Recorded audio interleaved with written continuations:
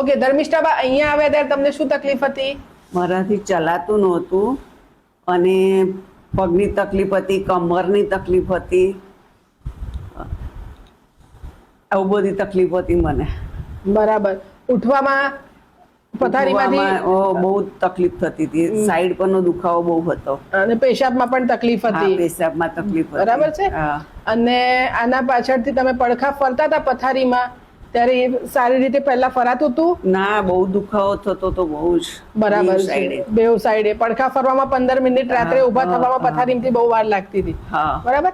અહીંયા ટ્રીટમેન્ટ લીધી તો એનાથી હવે તમને કેટલો ફાયદો થયો છે? હવે હું મારી જાતે ચાલતી થઈ ગઈ છું, બધો દુખાવો બધો ગાયબ થઈ ગયો છે, એટલે હવે ઘણું સારું છે મને. અને પથારીમાંથી ઊભું થવાનું કે તો ફટાફટ થઈ શકો? હા, થઈ શકું છું હવે. બરાબર. ચલો ખુરશીમાંથી ઊભા થઈ જાવ તો.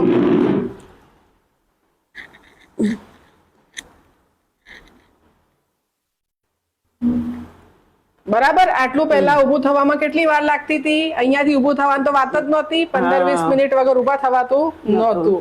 બરાબર. હવે તમે તમારા જેવા દર્દીઓ માટે શું સલાહ આપશો?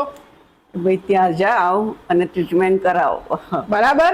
અહીંયા ટ્રીટમેન્ટ લીધી તો ખુશ છો? ફાયદો થયો છે? બહુ જ ફાયદો થયો છે. 90% ઉપર ફાયદો થઈ ગયો છે. બરાબર. અને બહુ સરસ છે. અને જેને આવું એને શું કહેવાનું શ્રી આયુર્વેદામાં ટ્રીટમેન્ટ માટે?